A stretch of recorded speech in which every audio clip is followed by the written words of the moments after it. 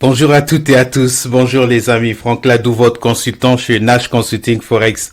Merci infiniment à tous nos abonnés et tous ceux qui nous suivent. Je salue particulièrement tous les nouveaux et ceux qui ont décidé de rester fidèles à nos rendez-vous de tous les mercredis et vendredis.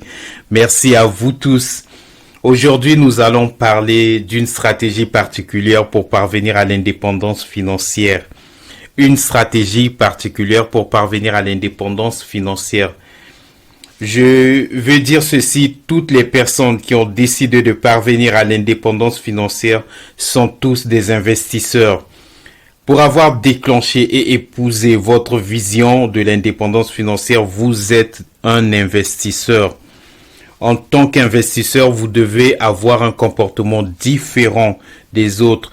Vous ne pouvez plus ressembler aux autres dans vos paroles, votre conduite ou vos pensées. Désormais, vous avez un but à atteindre. Vous devez maintenant développer des stratégies afin d'atteindre cet objectif qui est l'indépendance financière.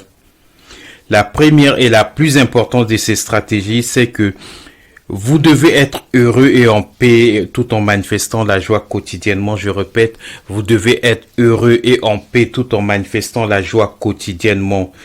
Je le dis parce que ces trois éléments sont la base de l'investissement en soi. Ils forment la voie principale qui conduit à la réussite de l'indépendance financière. Vous devez être heureux, vous devez être en paix, vous devez être joyeux avec vous-même premièrement, puis avec toutes les personnes qui vous entourent. Certains vont me dire que c'est difficile. C'est vrai, c'est difficile, j'avoue, mais ce n'est pas impossible. Vous ne pourrez pas prétendre à l'indépendance financière si vous n'êtes pas en paix avec vous-même, si vous n'êtes pas heureux et si vous n'êtes jamais joyeux. Je vous assure. Nous sommes une génération qui aime des accélérateurs. Nous aimons tout ce qui est rapide, tout ce qui va vite. Et cela, c'est dans tous les domaines. Nous voulons des accélérateurs même dans notre propre vie. Quand certaines personnes parlent, par exemple, des accélérateurs de ceci, d'accélérateurs de cela, j'aimerais vous dire simplement que les accélérateurs ne sont autres que des principes établis dans chaque domaine pour dominer. Je répète, les accélérateurs ne sont autres que des principes établis dans chaque domaine pour dominer. Vous êtes un être humain, donc la réussite est à vous. Tous les êtres humains, quels que soient, tant que vous êtes en vie, la réussite coule dans vos veines. Que vous ayez des bras, que vous n'ayez pas des bras, que vous n'ayez pas des pieds, que vous soyez sourd, je pense à tous ceux qui sont handicapés d'une raison ou d'une autre. Tant que vous êtes humain et en vie, la réussite est accrochée à vous. Elle fait partie de vous. La réussite est votre vie. La réussite est votre nature. Elle est votre souffle de vie. Je vous assure, la réussite coule dans vos veines, dans vos veines comme votre sang. La réussite est le propre de l'homme. Tout être humain est appelé à réussir. Vous pouvez aller sur Internet, vous verrez des exemples, des témoignages des personnes qui ont eu des handicaps et qui ont tous réussi. L'exemple le plus concret que j'aimerais prendre, c'est celui des Jeux paralympiques. Regardez comment les sportifs handicapés arrivent à se transcender. Et ils font des choses extraordinaires. Même les personnes qui se déplacent sur des fauteuils roulants, vous les voyez, même certains jouent au basket, d'autres jouent au tennis. C'est simplement pour dire que peu importe, tant que vous êtes un être humain, quel que soit celui que vous êtes, la réussite vous appartient, la réussite est attachée à vous. La réussite n'appartient pas qu'à une classe, ne baissez pas les bras, je vous assure, parce que la réussite est attachée à tout être humain. C'est pour cela, ne regardez pas les autres.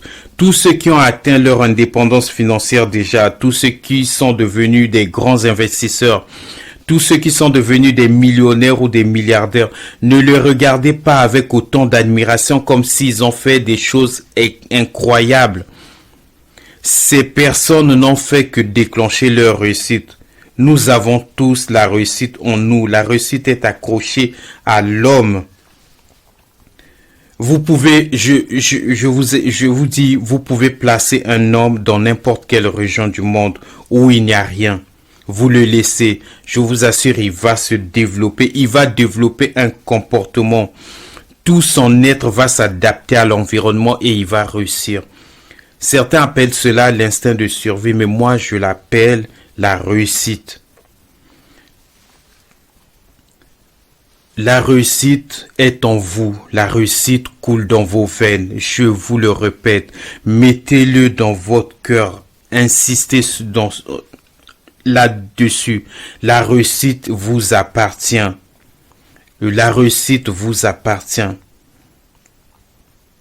Et il existe aussi certaines personnes, une catégorie de personnes, sûrement dans votre famille, dans votre entourage ou dans votre communauté, dans votre ville, vous remarquez ces personnes qui ont compris les principes de la réussite. Lorsqu'elles arrivent, par exemple, dans une ville ou dans une région, elles manifestent la force et la puissance de la réussite, c'est-à-dire qu'elles dominent et contrôlent toute la zone. Elles développent la ville au point que l'on parle d'elles en premier. Pourtant, ce sont les derniers arrivés dans la ville. Tout le monde parle de ces personnes comme exemple de la réussite parce que elles ont compris que ce que la réussite. Elles ont compris que la réussite coule dans les veines de l'homme. Je vais parler à toutes les personnes qui perçoivent les aides de l'État. Je vais parler particulièrement à celles qui vivent des aides de l'État. Je vous dis, vivre des aides de l'État n'est pas une condamnation. Vous n'êtes pas condamné, je vous assure. Vous pouvez regarder autour de vous les personnes qui ont aujourd'hui des entreprises. Beaucoup ont eu d'une manière ou d'une autre l'aide de l'État. Certains ont vécu plus ou moins des aides de l'État pendant une période. Beaucoup des grands investisseurs, je vous assure, beaucoup des grands investisseurs actuellement ont eu recours aux aides de l'État. Moi-même qui vous parle, j'ai passé 4 mois en vivant des aides de l'État. J'avais perdu mon emploi et j'avais un loyer à payer, j'avais des factures à payer. Et c'est l'État qui m'a aidé pendant 4 mois, j'ai vécu des aides de l'État. J'ai été nourri grâce à l'État. Donc je vous assure, ne vous regardez pas comme une fatalité. Ne regardez pas cette situation comme une fatalité, le fait de percevoir les aides de l'État chaque mois. N'ayez pas honte, même si on vous indexe tous les mois, n'ayez pas honte, ce n'est pas la mort. Même si c'est humiliant, gardez la tête haute. Vous êtes un être humain. Un être humain fait face à l'humiliation. Ça fait aussi partie de l'être humain, l'humiliation. L'humiliation est une obligation à toutes les personnes qui veulent réussir, surtout celles qui veulent atteindre l'indépendance financière. On ne vous enlève pas votre personnalité quand on vous humilie. C'est juste une chose que l'on vous fait subir et qui vous fait aller de l'avant, je vous assure.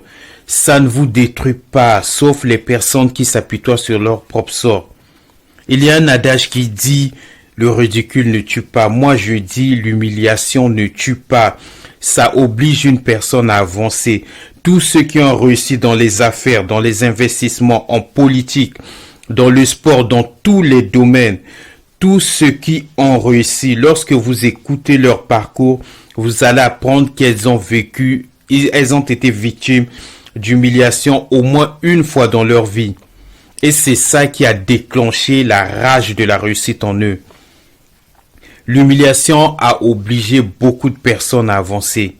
C'est vrai que certains vont me dire, qu'est-ce que je suis en train de dire, c'est horrible l'humiliation, c'est vrai. L'humiliation, c'est horrible. Je ne vous demande pas de vous plonger vous-même dans l'humiliation. Je veux vous faire comprendre que subir l'humiliation n'est pas une fatalité. L'humiliation peut vous obliger à vous lever du lieu où vous étiez pour atteindre votre objectif. Elle ne fait que vous donner plus de force. Elle ne fait que vous booster. Ne baissez pas les bras. Ne vous regardez pas comme faillible. Vous êtes une personne forte. Vous êtes un être humain et la réussite est attachée à vous. Je parle des personnes qui perçoivent les aides de l'État. C'est à vous que je m'adresse.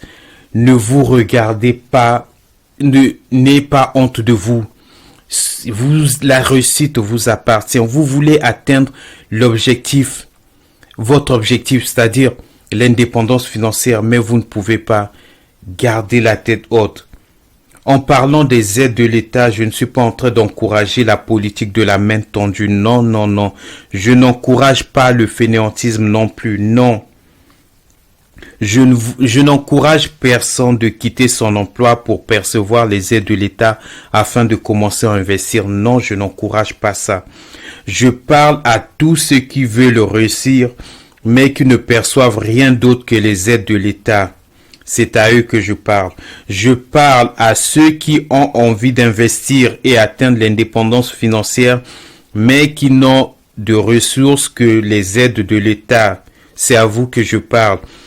Vous pouvez percevoir des aides de l'État sûrement pour des raisons ou d'une autre. Parce que une personne qui perçoit l'aide de l'État, ça veut dire que elle est incapable de produire des richesses, ou bien son entreprise a fait faillite, ou cette personne a été licenciée, ou bien elle a atteint d'une maladie ou d'un handicap quelconque. On ne perçoit pas les aides de l'État, on perçoit les aides de l'État accidentellement.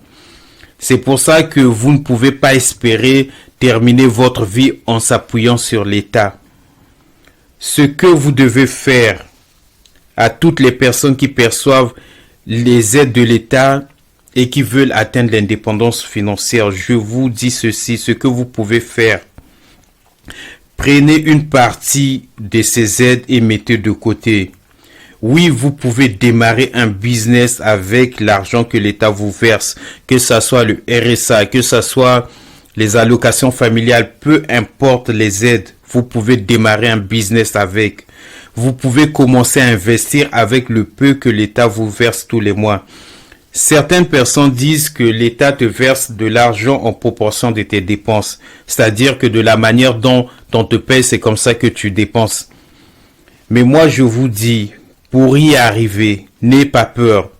C'est vrai que c'est peu d'argent, mais n'ayez pas peur. Pour y arriver, vous devez mettre en place des stratégies, comme je vous l'ai expliqué il y a dans un audio qui s'intitule « Comment être grand investisseur avec un salaire de 1000 euros ». Vous pouvez prendre cet exemple et l'adapter à votre situation. Pour les personnes qui auront besoin des explications, vous pouvez me contacter directement, n'hésitez pas à me poser des questions. Vous devez aussi serrer la ceinture dans certains domaines. Vous devez vous priver de certains plaisirs personnels. Mettez une croix à certaines choses qui vous plaisent. Allez à l'essentiel. À compter d'aujourd'hui, si vous continuez de percevoir l'aide de l'État, prenez un temps de réflexion. Un stylo en main avec une feuille. Rédigez vos objectifs. Fixez une date selon vos estimations pour mettre fin aux aides de l'État. Peu importe le temps que ça peut prendre, ayez en tête cette date de fin d'aide de l'État. Lancez-vous dans les investissements. Vous devez vous servir des aides de l'État pour monter votre business. Je n'encourage personne à mendier devant l'État. Je n'encourage pas la politique de la main tendue. Mais il existe des personnes qui ne peuvent rien d'autre que percevoir les aides de l'État. C'est à ces personnes que je parle. Vous pouvez démarrer un business avec les aides de l'État. N'ayez pas honte. La réussite est attachée à vous. La réussite coule dans vos veines. Vous êtes un être humain. Tant que vous êtes en vie, la réussite vous appartient. Et ne passez pas votre temps à admirer les autres. Admirez-vous vous-même et prenez courage. Commencez à investir. Vous allez atteindre votre indépendance financière, je vous assure. Vous êtes un être humain. Merci beaucoup. Merci à tous ceux qui m'ont écouté. Et comme je le dis, ceux qui veulent poser des questions, contactez-moi sur WhatsApp, sur Messenger ou sur Facebook. laissez un commentaire sur YouTube et abonnez-vous sur nos chaînes YouTube ou Facebook. Et chaque vendredi et mercredi, vous aurez des encouragements, vous aurez des conseils et on va partager des sujets. Vous pouvez aussi apporter vos sujets et on va les partager tous ensemble. Et sur ce, je vous souhaite une très bonne journée et je vous dis à vendredi prochain pour un autre audio. Merci beaucoup et très bonne journée à vous. Merci.